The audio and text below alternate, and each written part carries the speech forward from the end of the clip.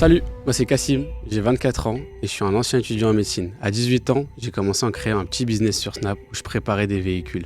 C'est là où tout a démarré. Une fois que j'ai réussi à me créer un petit capital de départ, je me suis lancé dans l'achat-revente de voitures. Je suis passé d'une Dacia Sandero achetée à 200 euros à des modèles comme des GTD, C43 AMG, 328i, GTE et plein d'autres encore. À 21 ans, j'ai ouvert mon propre showroom automobile. D'ailleurs, tu peux le voir juste derrière moi. Et à 23 ans, j'ai même créé mon propre logiciel. Aujourd'hui, j'ai généré plus d'1 million d'euros et dans cette vidéo, je vais te montrer comment toi aussi, tu peux te lancer dans l'achat-revente de voitures. Alors, reste bien jusqu'au bout parce que je vais partager avec toi les clés de mon succès. Allez, c'est parti. La première étape consiste à se former. Prends le monde automobile comme un jeu. Ceux qui y jouent depuis longtemps connaissent le jeu mieux que tout le monde et ils maîtrisent toutes les stratégies les plus avancées. Et bah tu sais quoi, ils ont 99% de chances de dominer la partie. Ensuite, il y a ceux qui jouent de temps en temps. Ils connaissent les bases du jeu, maîtrisent quelques techniques et terminent généralement au milieu du classement et peuvent rarement finir en tête. Et enfin, il y a les petits nouveaux, un peu comme moi quand j'avais 18 ans, ceux qui découvrent le jeu, ceux qui se font démolir par les pros, ils ont aucun réflexe et ils ne font que de perdre. Ils ont pratiquement aucune chance de gagner. Ils vont jouer comme des fous, faire toutes les erreurs possibles tout en apprenant pendant des semaines et des semaines afin de réussir à devenir soit moyen ou même d'abandonner. Eh bien l'automobile, c'est la même chose mais dans la vraie vie. Sans te former, tu entres dans un monde impitoyable où tu vas devoir apprendre et digérer une masse d'informations absolument énorme. Et à la différence d'un jeu qui s'apprend relativement vite, l'automobile est constitué d'une multitude d'éléments. Tu as deux options qui s'opposent à toi. L'option A, te lancer tout seul en regardant des vidéos sur YouTube qui peuvent être très instructives, mais qui se contredisent souvent et risquent de te faire tourner en rond. Ou bien l'option B, prendre quelques semaines pour te former avec quelqu'un qui a déjà fait toutes les erreurs à ta place, qui ont compris tous les rouages et toutes les stratégies qui ont fait ses preuves et qui peut te montrer la voie et t'entraîner en très peu de temps à devenir meilleur que la moyenne. Et maintenant, si on sous-divisait l'option B, qui est d'après moi la seule option viable de nos jours, tu as deux possibilités. La première, prendre une formation payante et à toi de la suivre à la lettre et d'écouter tout ce que l'expert va te dire.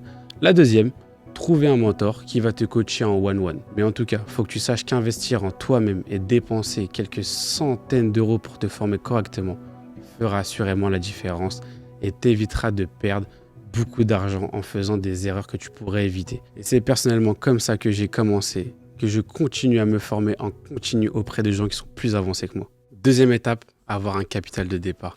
La deuxième étape pour réussir dans l'achat-revente automobile est de se constituer un capital de départ. Ce capital est crucial car il va te permettre d'acheter ton premier véhicule. Pour cela, il faut évaluer tes ressources financières actuelles et déterminer combien tu peux allouer à cette activité sans te mettre en difficulté. Je te conseille de commencer avec un capital de 5 000 euros, c'est amplement suffisant. Petite anecdote, j'ai commencé avec une Dacia Sandero que j'ai acheté 200 euros et que j'ai revendu 1800 euros. Donc il peut être tentant de commencer avec peu, mais un capital plus conséquent te permettra d'accéder à des meilleures opportunités. Tu peux aussi envisager des solutions comme le financement ou des partenaires pour augmenter ton capital initial. Troisième étape, trouver son produit.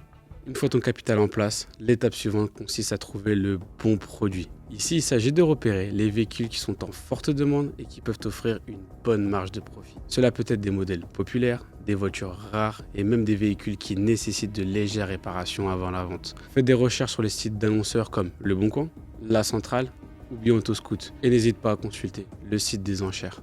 Sois attentif aux tendances du marché. Quatrième étape, la vérification. Avant d'acheter ton véhicule, il est essentiel de procéder à une vérification approfondie de celui-ci. Cela comprend l'inspection mécanique, l'examen de l'historique du véhicule et la vérification des documents comme la carte grise ou bien le carnet d'entretien.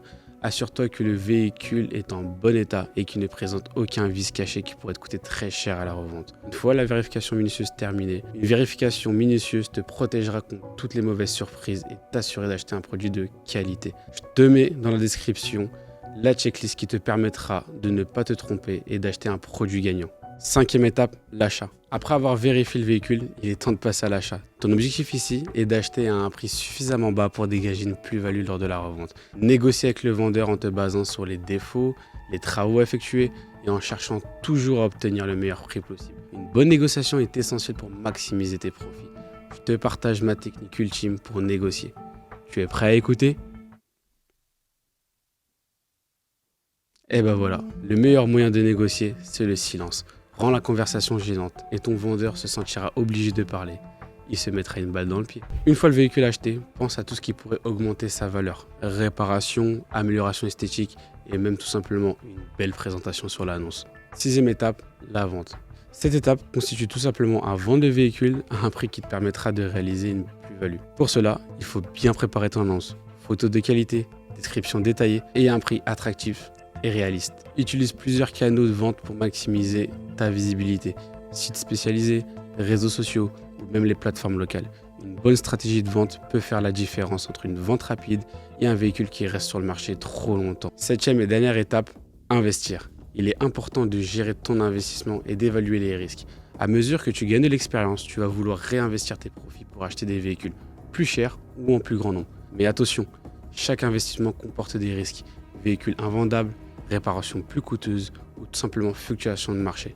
Et j'en passe. Il est primordial de garder une part de ton capital en réserve afin de faire face aux imprévus. Rappelle-toi que pour réussir dans l'achat-revente automobile repose sur une bonne préparation, une gestion rigoureuse de ton capital et une capacité à prendre des décisions éclairées à chaque étape. En suivant ces étapes, tu seras en mesure de débuter dans le monde automobile tout en minimisant les risques et en maximisant tes profits. N'hésite pas à t'abonner à ma chaîne, à me suivre sur Instagram pour plus de tips. C'était Cassim, on se dit à très vite.